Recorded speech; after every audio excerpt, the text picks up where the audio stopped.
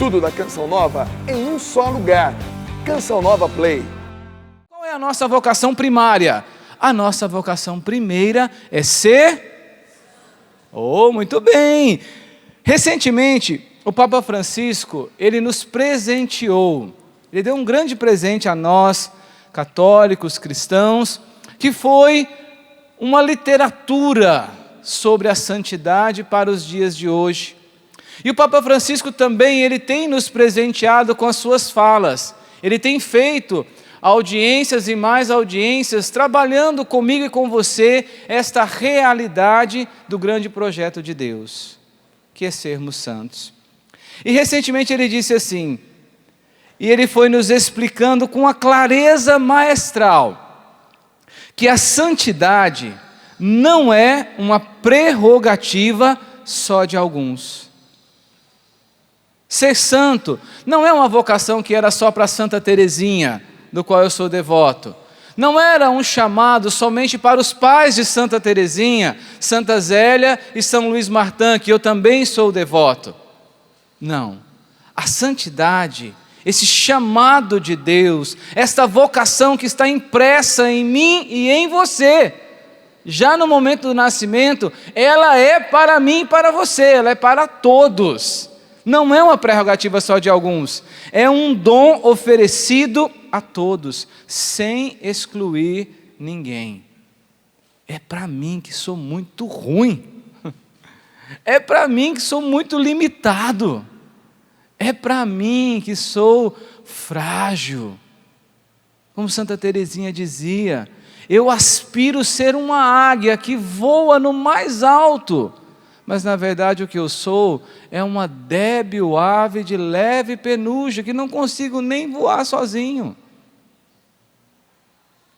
Mas é para mim, para todos nós, esse chamado à santidade, sem excluir ninguém. Todos, sem exceção, somos chamados a ser santos. E olha que bonito o que o Papa Francisco diz. Eu achei assim tão poético, eu fiquei assim seduzido por essa expressão do Papa Francisco. A santidade é o rosto mais bonito da igreja. Olha para a pessoa que está do seu lado mais uma vez. Contempla essa santidade de vida na face dela e diz para ela, você é o rosto mais bonito da igreja. Porque pelo seu rosto eu vejo a santidade da igreja. A santidade é o rosto mais bonito da igreja. Então pega mais uma vez a sua Bíblia aí. Pegou? Leia bem alto comigo, bem forte. 1 Tessalonicenses 4:3. Leia bem forte. A vontade de Deus.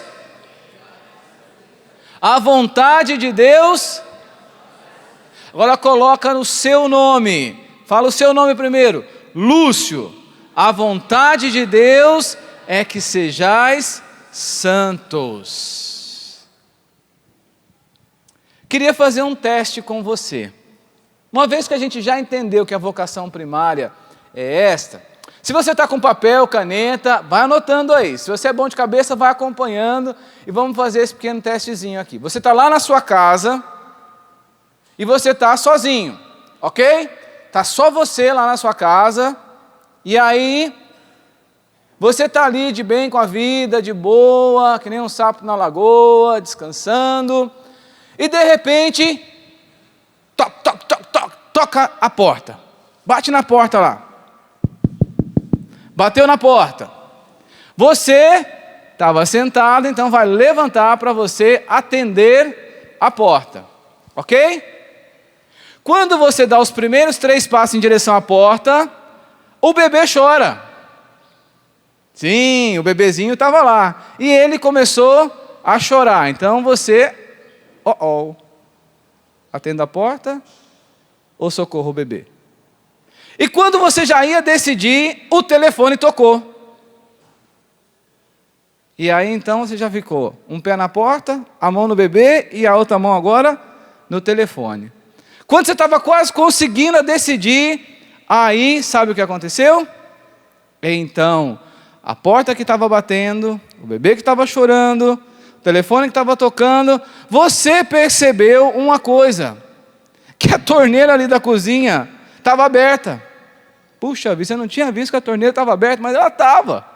Então você percebeu que a água estava vazando ali na pia, e a torneira aberta. Então agora você já tem que atender a porta, o que mais? O bebê está chorando, o que mais? E agora você tem também o quê? Então pronto, você já tem 4 coisas para decidir. Aí, a Márcia Costa ali se deu conta que, além disso tudo, aconteceu mais uma coisa, gente. Você lembrou que o varal ali fora está com todas as roupas.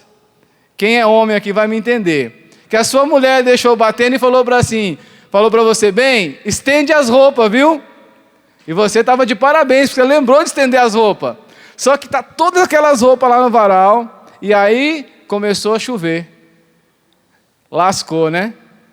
Então você tem 5 coisas para fazer, na mesma hora e no mesmo momento.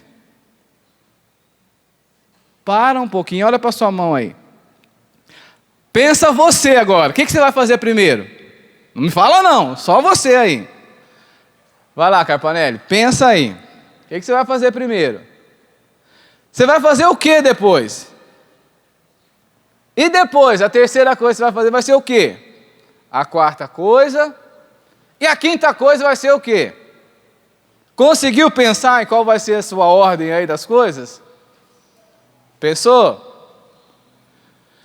Lúcio, o que tem a ver esse bendito teste agora com o que você está falando da minha vocação à santidade? Tem tudo a ver, gente.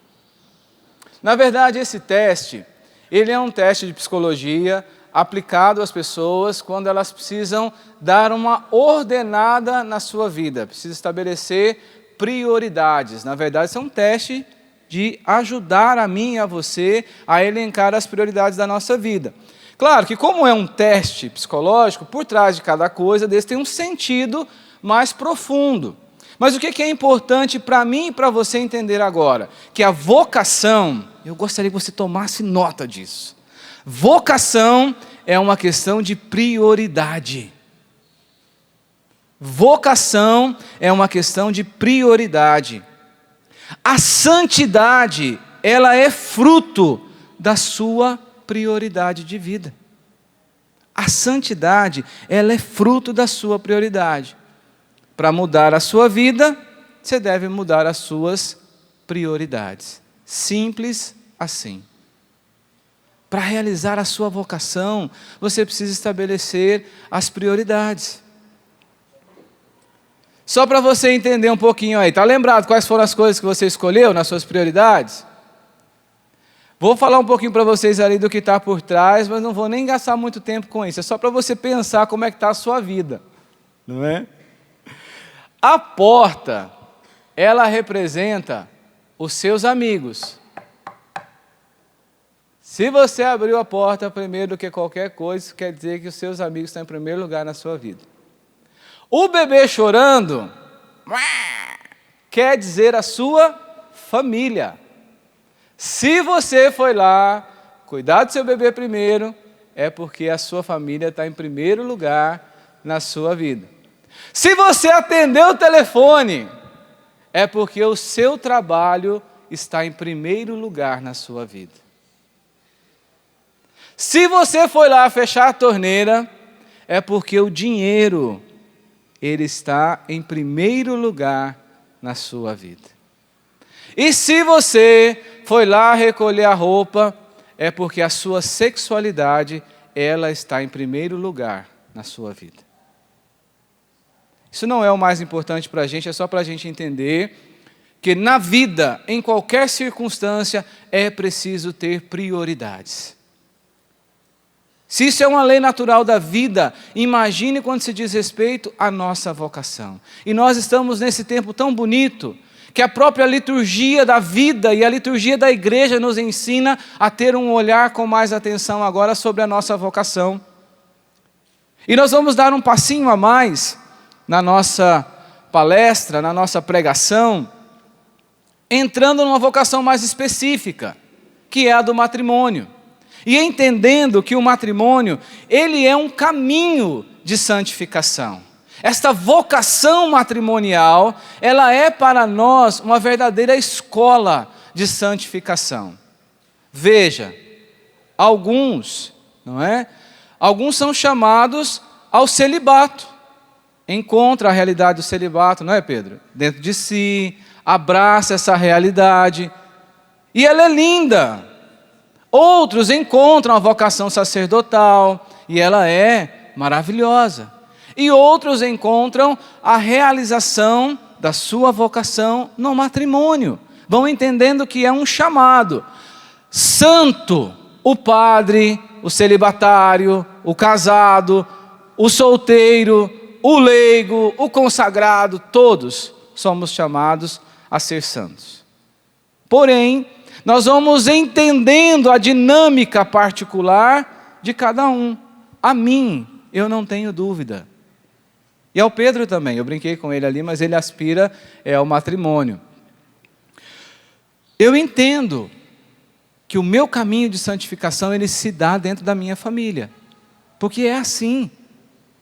A vocação matrimonial, ela é um caminho de santidade.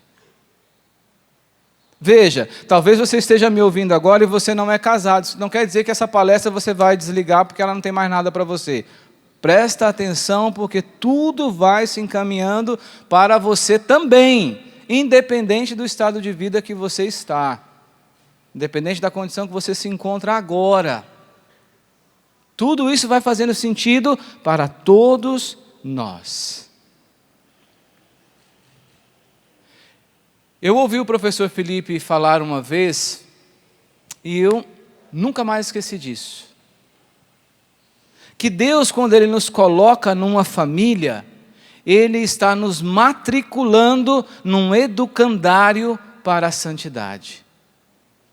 A família é um verdadeiro processo educacional de santidade.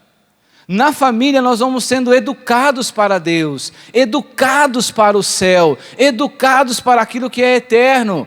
Nós somos educados na família. A família é verdadeiramente um educandário de santidade. Isso é dom e tarefa para cada um de nós que assumimos esta vocação. Nós estamos matriculados.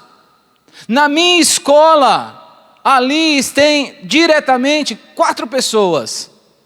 Eu, a Gi, o Gabriel e a Maria Clara.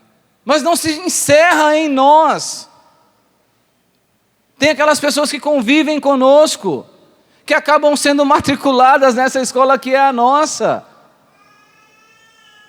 E nós vamos nos educando para Deus.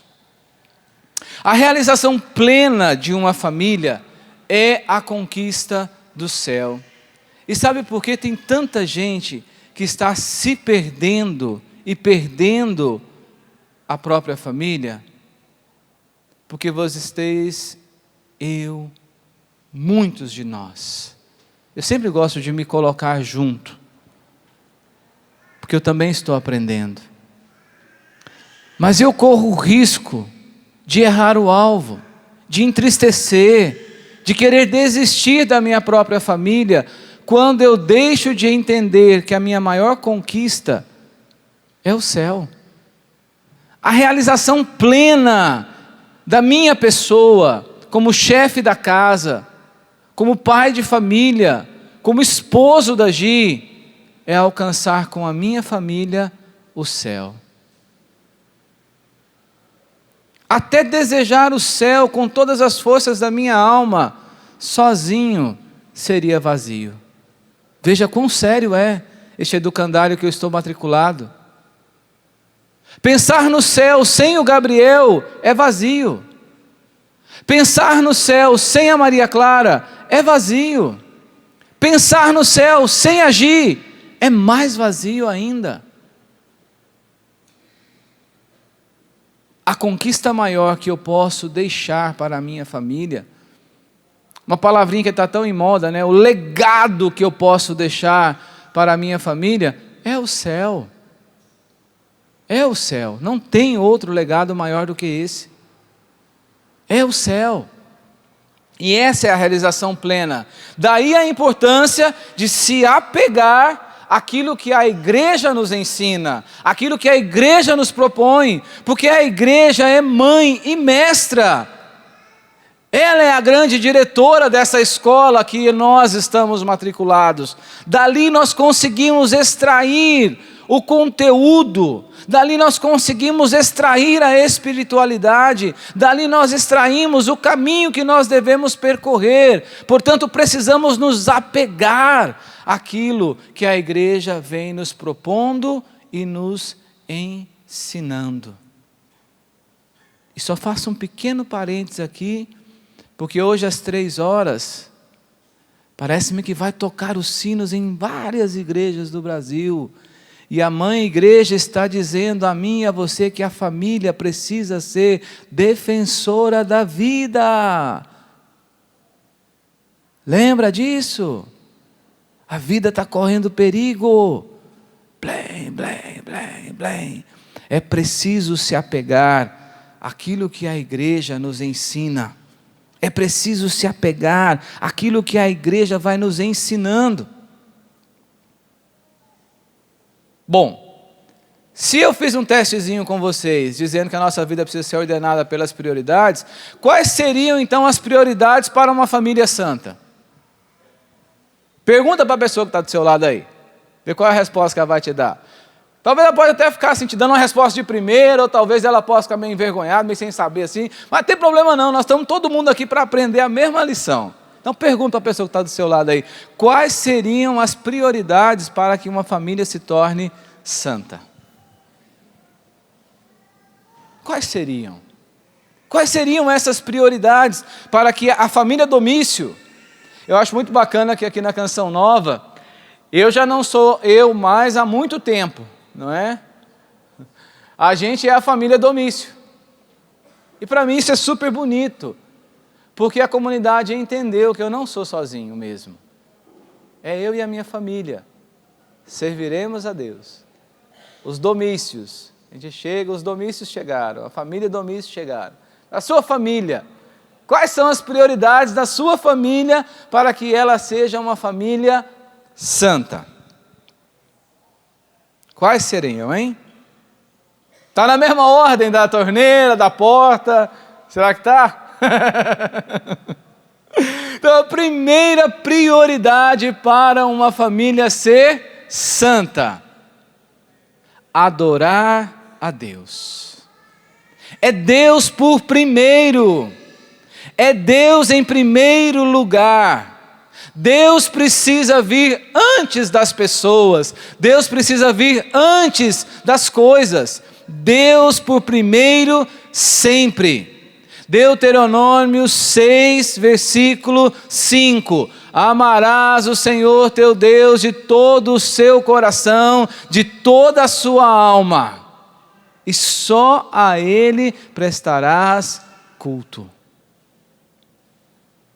Os legionários de Cristo, eles têm uma dinâmica de vida que eu acho muito interessante. É o TLD. Eu aprendi isso em 2002 com o padre Alexandre Patioli, lá em Natal, no Rio Grande do Norte. É o TLD. Sabe o que é isso? Para Deus, o melhor tempo.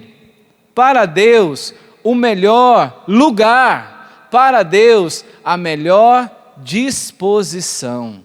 TLD. Para Deus, o melhor de nós. Para Deus, tudo de nós. A nossa vida, ela se ordena a partir de Deus. Ela se organiza a partir de Deus. Ela se projeta a partir de Deus. Não dá para ter outra coisa no lugar de Deus. Não dá. Não dá. Eu dizia para vocês de São Luís Martã e Santa Zélia, que são os pais de Santa Teresinha, e eles tinham um lema para a família deles. Eu não sabia disso, eu descobri isso nessa preparação da palestra. Graças a Deus hoje o Google é muito amigo, né? Você clica lá as coisas e ele te dá um monte de informações. E eu descobri isso, que Santa Zélia e São Luís, eles tinham um lema para a família deles. E eu fiquei super tocado com isso. Eu fiquei muito assim, emocionado de pensar, caramba, como eles tiveram essa sacada rápida. Mas é fruto do quê? De já lá antes, quando solteiros, eles já tinham a Deus por primeiro. Então, quando eles se uniram em matrimônio e formaram ali uma família, eles adotaram esse lema: servir a Deus em primeiro lugar. Nós não nos casamos para ter um ao outro como o centro da nossa vida. Isso seria um erro terrível. Nós nos casamos para nos tornar uma só carne. E quando nós contraímos o sacramento do matrimônio, ali é igual café com leite. Depois que mistura, meu amigo, não tem nada que separa. Não tem processo químico que consiga separar de volta o leite para ser só leite ou o café para ser só café. Porque eles formaram um novo produto. Eles se tornaram um só. Mesmo nos tornando uma só carne, o outro não é o primeiro. Primeiro é Deus. Servir a Deus em primeiro lugar. Amarás o Senhor teu Deus com toda a sua força, com toda a sua alma, com todo o seu entendimento, e só a Ele prestará culto. Ter a Deus por primeiro é conquistar uma vida de cotidiano com Deus. É fácil? Não é tão fácil assim.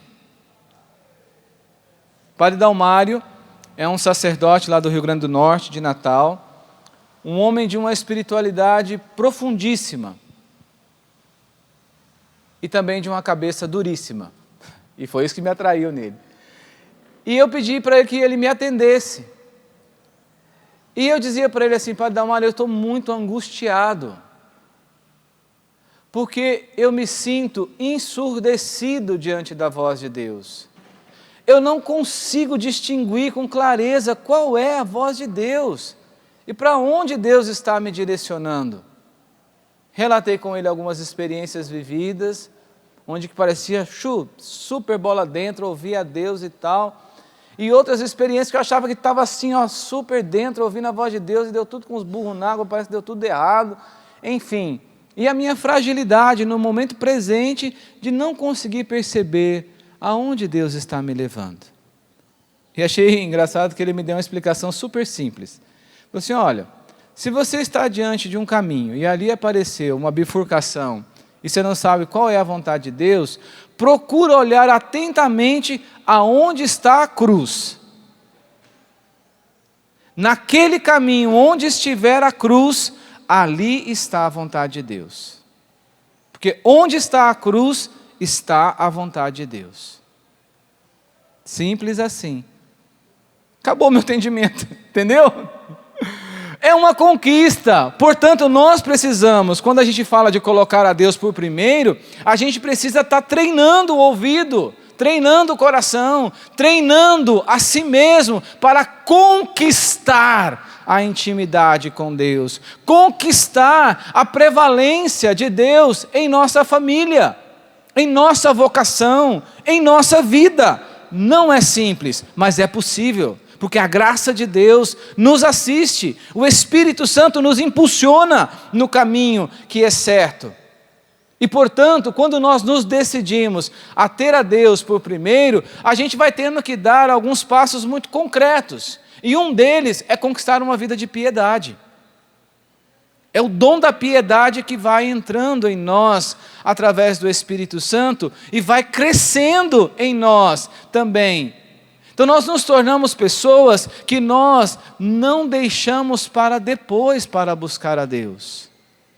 Eu não sei vocês, toda vez que eu falo assim, depois eu faço isso, vira uma merda, porque eu não faço. Saiu. Puxa vida. Tá. Então assim, dá errado. Por quê? Depois eu rezo o terço. Aí não consigo rezar. Depois eu vou fazer o meu estudo bíblico. Aí eu não consigo fazer o estudo bíblico. Ou vou fazer o estudo bíblico, mas de noite eu estou assim, né? A Maria Clara fala que eu já devo ter uns 120 anos, porque dá 8 horas da noite eu já quero dormir. Então imagina, eu fico assim. Não consigo. A vida de piedade é aquela vida de conquista diária com Deus. Posso te fazer uma pergunta muito honesta? Que lugar Deus está ocupando na sua vida hoje?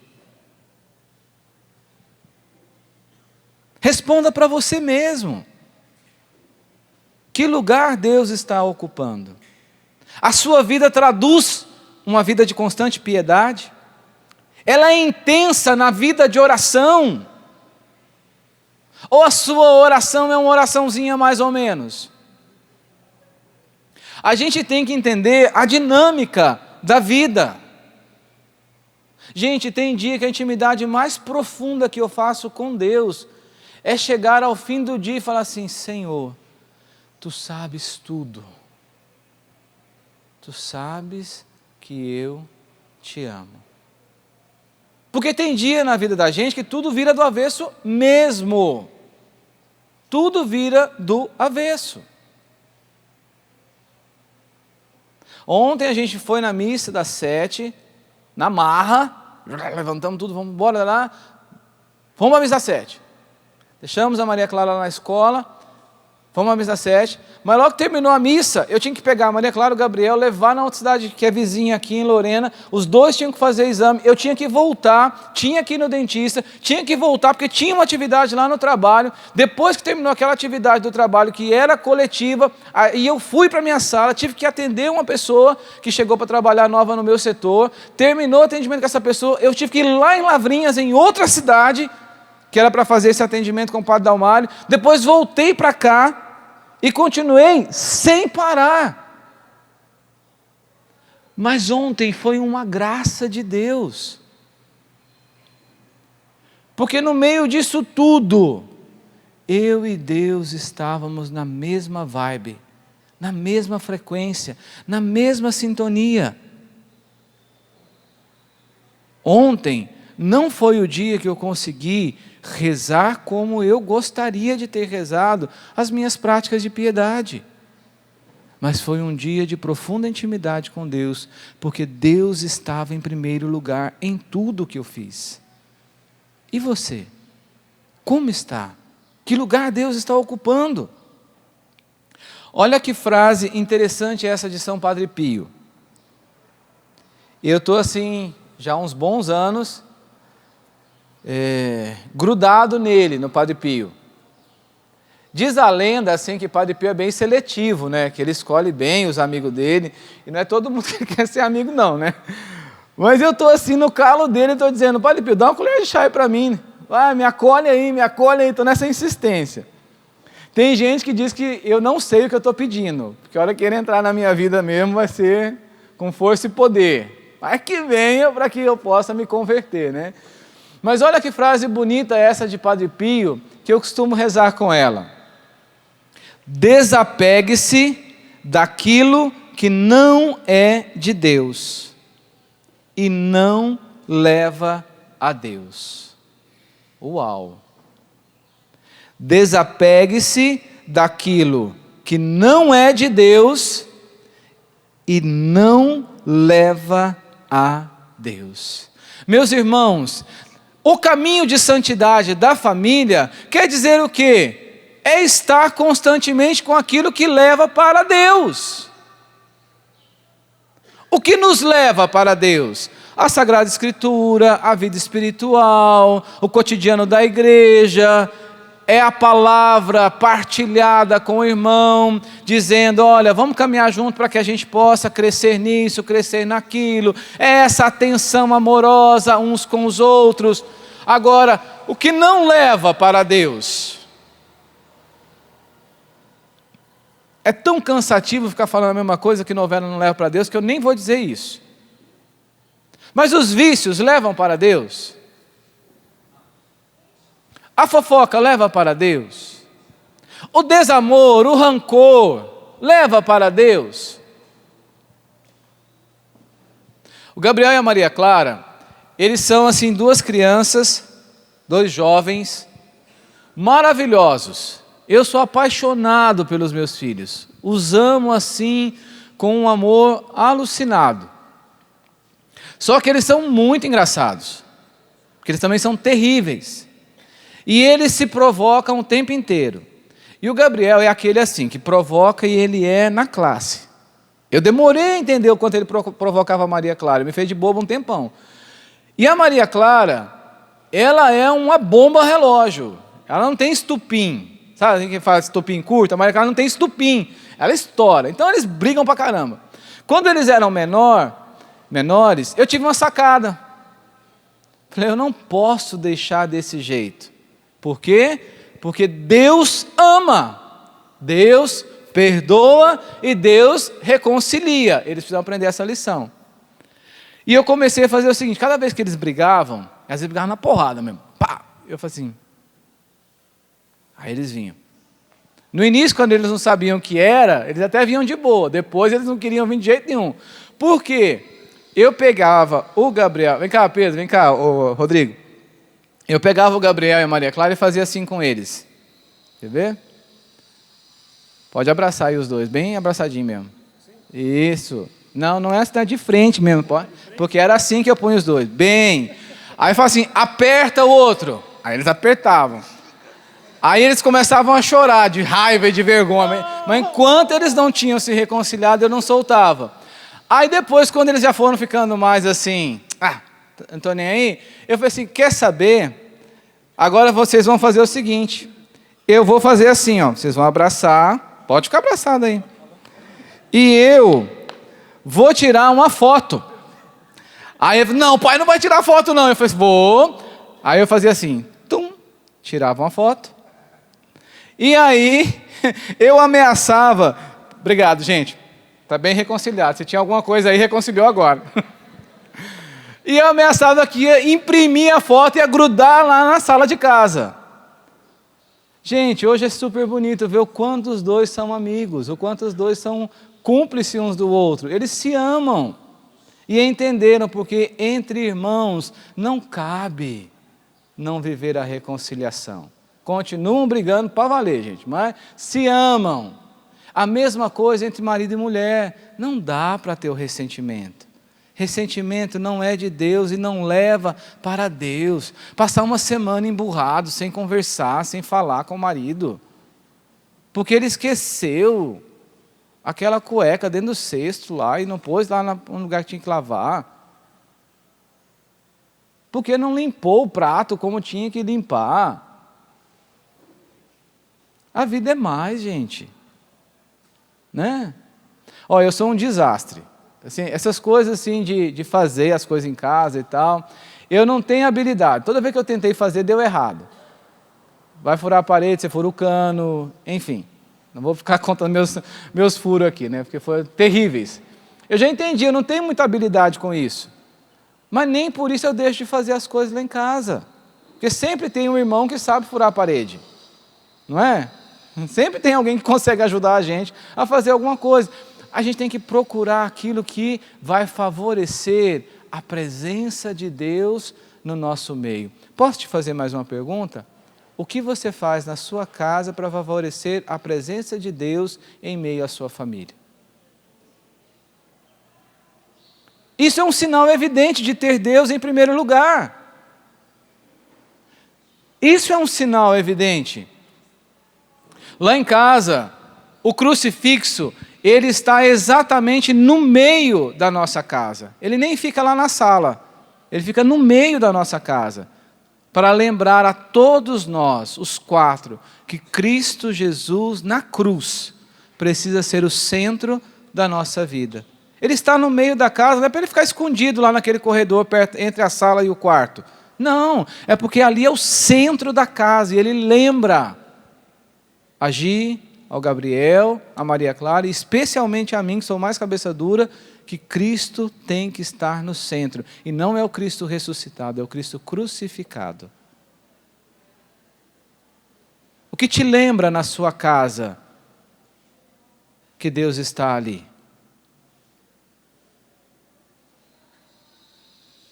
O que na sua casa vai te recordando que Deus está por primeiro? E uma coisa importante que nós precisamos fazer cair por terra para deixar que Deus ocupe o lugar dele, é dizer não aos ídolos. É preciso derrubar a idolatria. Quais são os seus ídolos? O que está ocupando o lugar de Deus? Na sua vocação? Que está te atrapalhando a buscar a vida de santidade? O que está de idolatria na sua vida que te impede de dar passos concretos rumo à santidade? Qual é o ídolo que está te bloqueando e não te permite arrastar a sua família para Deus? É preciso quebrar a idolatria. É preciso quebrar a idolatria na nossa família. E deixa eu te dar uma dica bem interessante de um ídolozinho que vai ocupando o lugar de Deus e não vai deixando Deus ser Deus ou Deus ocupar o lugar dele. E quer ver como você vai cair do cavalo agora, porque você talvez nem tinha pensado desse jeito? O seu cônjuge. Nós não casamos para ter o outro por primeiro. Primeiro é Deus. A minha esposa está em primeiro lugar. Não. Em primeiro lugar está Deus. O meu filho está em primeiro lugar. Não. Em primeiro lugar está Deus. Poxa, Lu, você está dizendo que eu não vou dar tudo de mim para o meu cônjuge? Não é isso que eu estou te dizendo. Eu estou te dizendo que o seu cônjuge precisa estar no lugar dele, abaixo de Deus. Primeiro tem que estar Deus.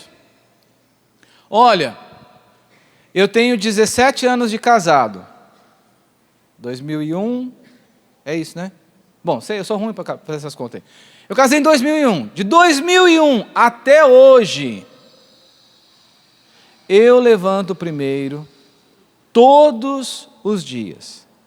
Mesmo nos dias que eu venho para a escala dos acampamentos, que eu trabalho em eventos, né?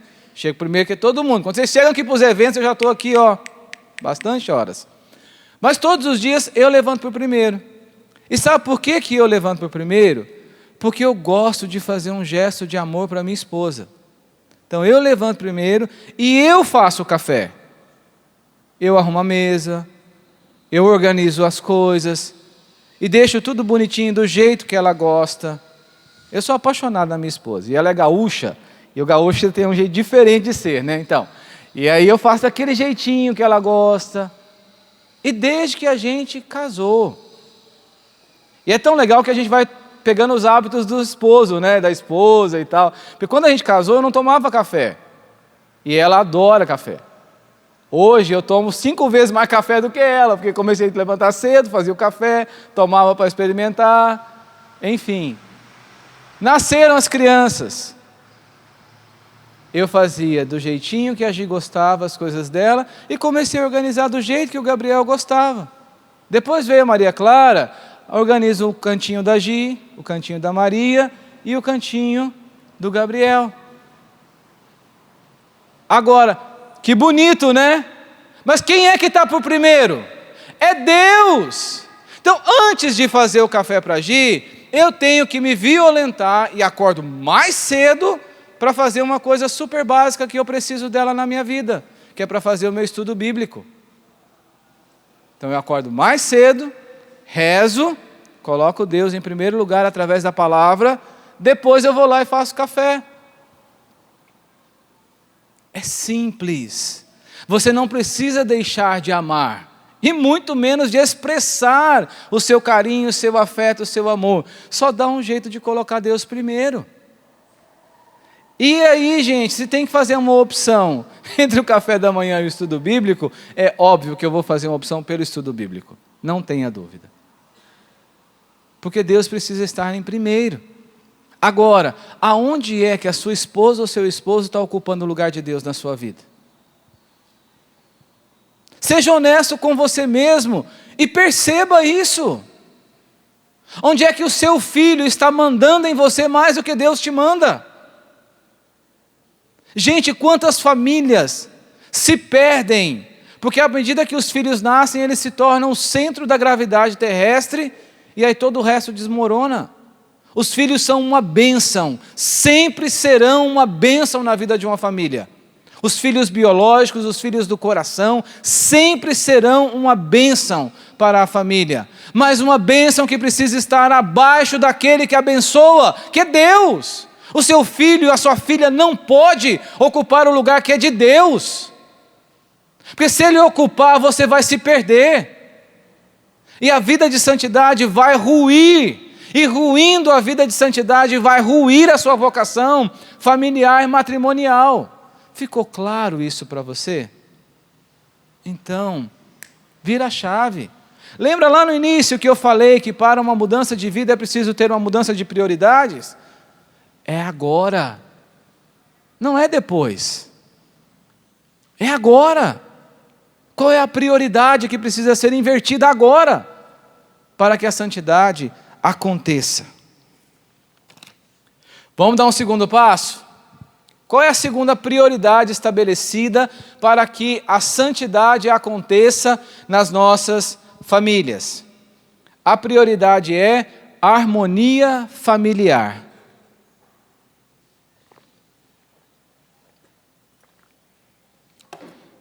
Se primeiro é Deus, segundo tem que ser a família. Não dá para ser outra coisa. A segunda prioridade tem que ser a família. Mas qual família? Aquela família que é harmônica. Aquela família que é sistêmica. Aquela família que é interligada. Aquela família que é unida. Aquela família que é unificada pela presença de Deus. Entenda uma coisa. Até que se prove o contrário, e você deixe de ser ser humano, onde tem dois seres humanos juntos, ali vai ter amor e vai ter briga também. Estou dizendo isso para você relaxar e não pensar que a harmonia familiar quer dizer que você não vai poder ter briga na sua família. Que isso seria uma palhaçada da minha parte querer enganar você. E você é muito inteligente e olhar para mim e dizer, sai fora, Luz, que isso aí é furada, porque não existe. E não existe mesmo. Não sei se lá na casa do Márcio é diferente, mas nesses 17 anos de casado, onde todo dia tem o café da manhã primeiro, teve muitas vezes onde eu e a Gina desentendemos feio. Porque eu penso A, ela pensa B, eu gosto de azul, ela gosta de amarelo. Gente, eu sou goiano, gosto de piqui. E tive o azar de ninguém na minha casa gostar, nem a Gina, nem o Gabriel, nem a Maria Clara. Mas não gosto de música sertaneja. A G gaúcha, adora churrasco e todas as tradições do CTG. Chimarrão, então, e eu detesto aquele negócio. Então, tudo diferente. É óbvio, quando você junta duas pessoas tão diferentes, para que gere harmonia, vai ter que gerar um atrito. E esses atritos, da maneira como eles são resolvidos em Deus, eles vão promovendo este equilíbrio na família. Então relaxa, se tem briga na sua casa, ufa, você é normal. Mas o importante não é fixar-se na briga, é como se resolvem as divergências de pensamento, de comportamento, de entendimento. Às vezes a gente tem coisas que são super simples, mas são super bobas. Mas que você não quer abrir mão. Vou te contar um exemplo, assim. Não ri não, tá? Eu tenho o meu pé, ele é abaixo de 0. Mesmo quando nós moramos no Rio de Janeiro. Nossa primeira missão foi o Rio de Janeiro. Lá é 50 graus, né, aquele lugar, quente pra caramba. O meu pé é abaixo de 0, cara. Então eu sempre dormi de meia, desde que eu me entendo de gente. Eu casei. A Gi olhou para aquilo e falou, que é isso? Então, eu sempre durmo assim. Ah, não. Não quero que você durma assim, não. Não tem nada a ver, você vai dormir com o seu pé ou com o meu. Não, mas é porque eu gosto de encostar o meu pé no seu pé. Mas eu não quero encostar com essa meia. Aí vai, mas eu não quero tirar a meia, não, meu pé é gelado. E é óbvio que até a gente se acertar entre tirar a meia, foram muitas conversas. Mas cedi, passou, hoje eu durmo sem meia, com o pé gelado, mas durmo, tá bom. O problema não está na divergência, está em como você não resolve ou resolve essas divergências. Mas vamos caminhar sobre a harmonia. Os cônjuges, eles precisam se amar, devem se amar. Pelo amor de Deus, se amem. Esse é o pêndulo da harmonia, é o amor. Eles precisam ter um ao outro. Sempre nessa perspectiva, você é meu bem. Eu não era muito meloso nesse trem não, né? Mas a Gi sempre gostou assim, amorzinho, amorzinho. Agora eu já fui promovido, já virei o amoreco. Né? Amoreco e tal, não sei o quê. Enfim, essas expressões de carinho precisa fazer parte do nosso cotidiano. Gente, ninguém tem vocação assim, a ficar o tempo inteiro, né, que nem uma ferradura, toda hora um coice. Não. Cultiva o relacionamento amoroso, cultiva um tratamento amoroso. Mas só não se perca numa coisa. Tem uma ordem natural. Sabe que tem uma ordem natural? Quando você se uniu a ela, quando ela se uniu a você, já tinha os filhos? Não. Primeiro chegou ele, primeiro chegou ela, depois vieram os filhos como fruto desse amor. Então não inverta a ordem. A harmonia familiar começa quando a esposa continua ocupando o lugar da esposa dentro de mim. Ela não é mais do que meu filho. E é legal porque assim, teve uma época que o Gabriel, ele ficava assim, mamãe, mas você me ama? Sim, a gente sempre chamou o Gabriel de príncipe, né? Hoje ele não gosta mais, 16 anos, né? Não quer mais ficar chamando de príncipe. Mas, ô príncipe, a gente te ama. Perguntava para mim, perguntava para ela. Me ama mais do que a mamãe? Me ama mais do que o papai? Não. Mas ele não me ama mais do que... Não. Eu te amo, mas amo mais a sua mãe. Depois da Maria Clara, e ela é mais geniosa, né? O Gabriel, ele ouvia essa coisa e dizia... Mas a Maria Clara não, ela queria reivindicar, né? Líder do sindicato, queria fazer uma reivindicação, que ela tinha que ser mais amada do que o pai ou a mãe, amada por primeiro. Não, Maria. Primeiro a sua mãe, primeiro o seu pai. Sabe por quê, gente? Isso vai permitindo que as crianças cresçam psicologicamente saudáveis, entendendo o espaço dela, o lugar dela. Então não dá para inverter essa ordem. Existem momentos... Nós morávamos em São José dos Campos, e a Maria Clara, do nada, ela começou a ter febre de 40 graus.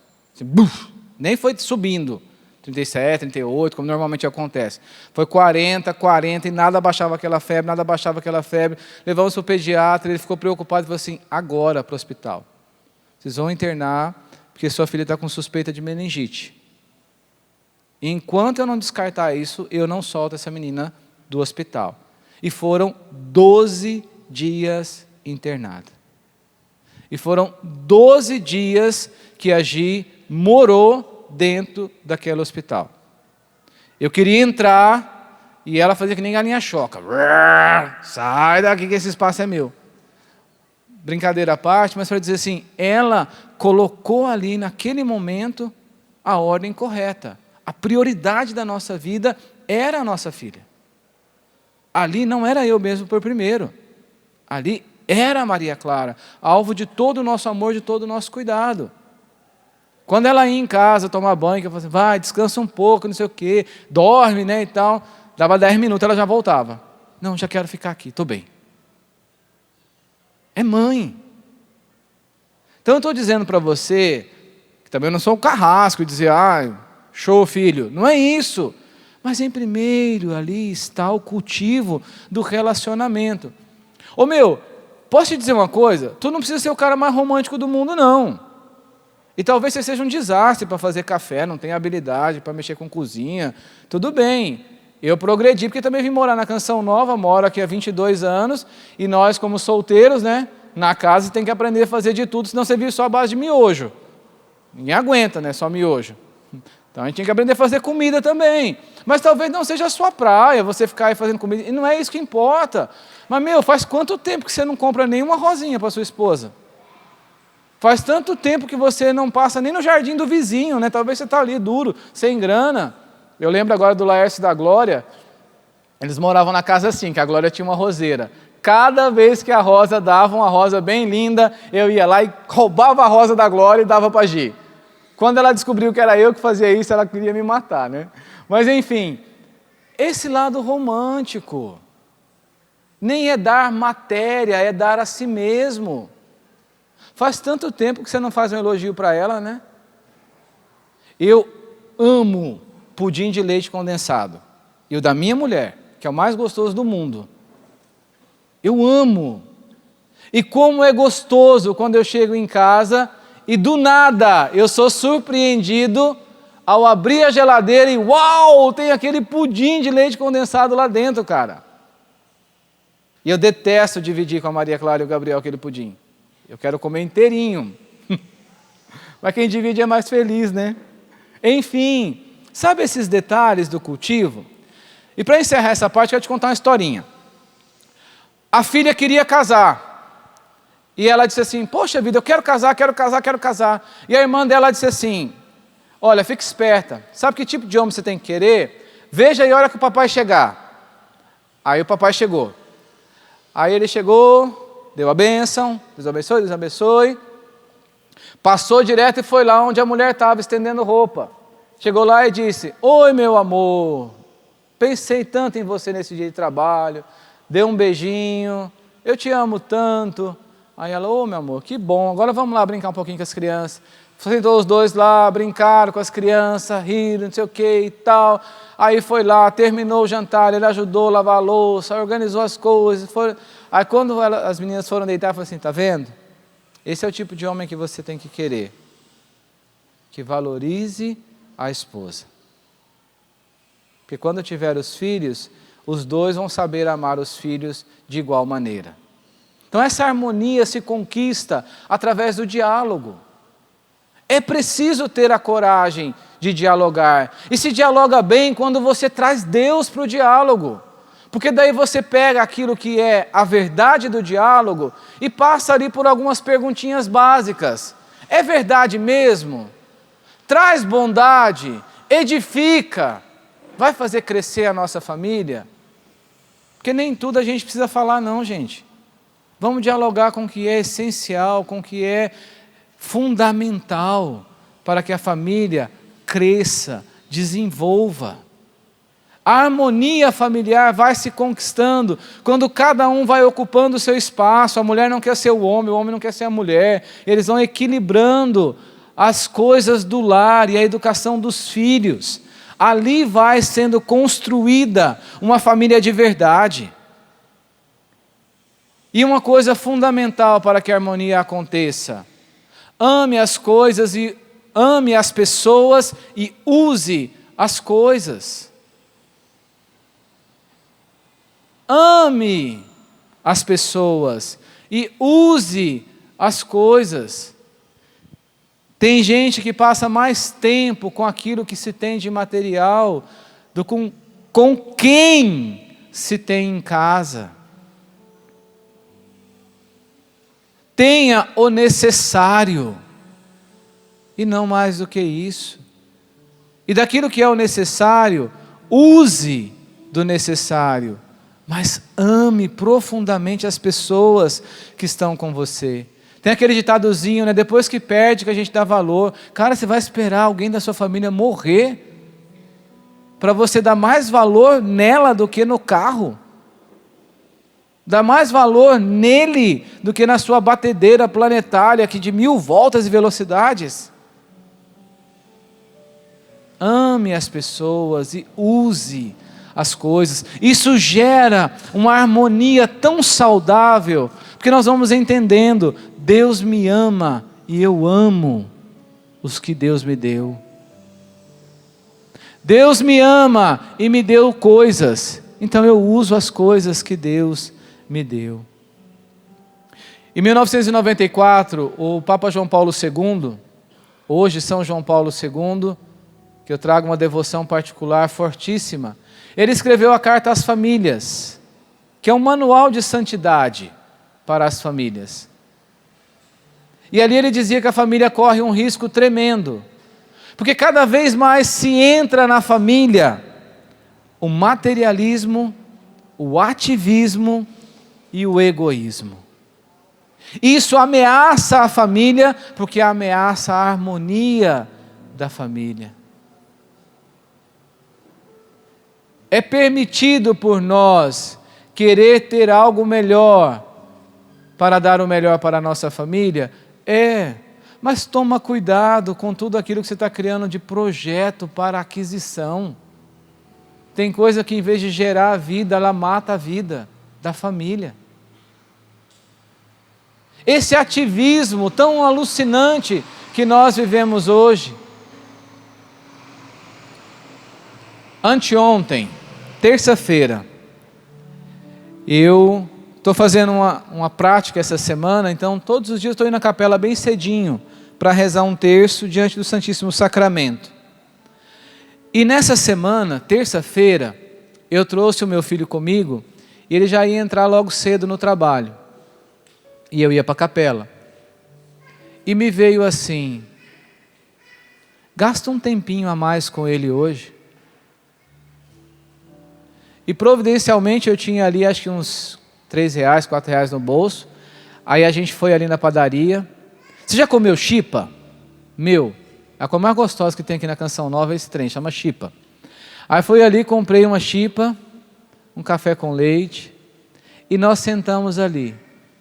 E foi assim, acho que uns 15 minutos de conversa entre eu e o Gabriel. Que delícia!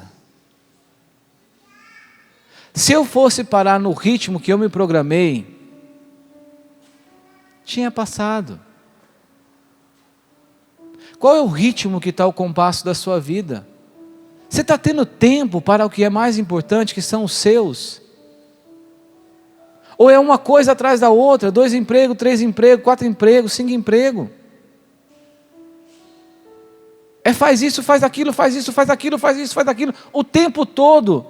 E você faz tudo menos dar atenção para aqueles que você deve dar atenção. E o egoísmo? Só pensa em mim, em mim, em mim. Esses dias eu tomei uma bronca lá em casa, dos 3. Porque passou meu aniversário, 8 de junho, passou o Dia dos Pais, passou o Natal, e eu me esqueço de mim, é natural. Não porque eu sou bonzinho, é o contrário, é porque eu sou muito egoísta. A minha tendência é só pensar em mim o tempo inteiro. Para vencer isso, eu renuncio a mim mesmo o tempo inteiro. Só que assim, as crianças queriam me dar um presentinho de aniversário, eu enrolei eles e saí fora. Dia dos Pais, mesma coisa. Aí veio o Natal. Aí eles falaram assim, papai, senta aqui. Aí sentou eu, banco dos réus, a Gil, o Gabriel e a Maria, os 3 na minha frente. Falei assim, no Natal você vai receber um presente. E você não vai negar o presente. Porque o Senhor precisa pensar em si mesmo pelo menos uma vez na vida. Porque o Senhor só pensa em nós e abre mão de tudo que é seu por nós. Isso poderia ser um lindo testemunho virtuoso de santidade, mas não é isso que eu estou querendo falar. O que eu estou querendo te dizer é o seguinte, saia desse egoísmo que você entra nele o tempo inteiro. Pare de ficar pensando só em você dentro da sua família. Pense mais naqueles que Deus te deu. Tenha coragem de abrir mão, gente, para que o outro seja mais feliz do que você. Isso gera uma harmonia fantástica. E o terceiro passo, que é o que nós vamos encerrar e rezar com ele, que é uma prioridade que nós precisamos ter na nossa família. Não dá para viver sozinho, galera. Não dá. Terceira prioridade para construir uma santidade em família é não viver sozinho. Abra a sua família a um círculo de comunidade. Tenha pessoas que façam uma vida em comum com vocês, que saibam daquilo que vocês vivem. Recentemente, no iniciozinho de julho, a gente foi visitado por Deus de uma forma inesperada. Foi um sofrimento, foi um tormento, virou a nossa vida do avesso. E nós entendemos aquilo, era necessário ser dividido com as pessoas que nós amamos muito e que poderiam nos ajudar a encarar isso de uma forma mais saudável, mais santa.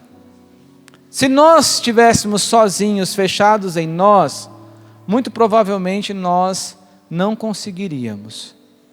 Mas porque pessoas entram na nossa vida e nos ajudam a ser melhor, nós estamos aqui ainda de pé. Quem são as pessoas que fazem parte da santidade da sua família?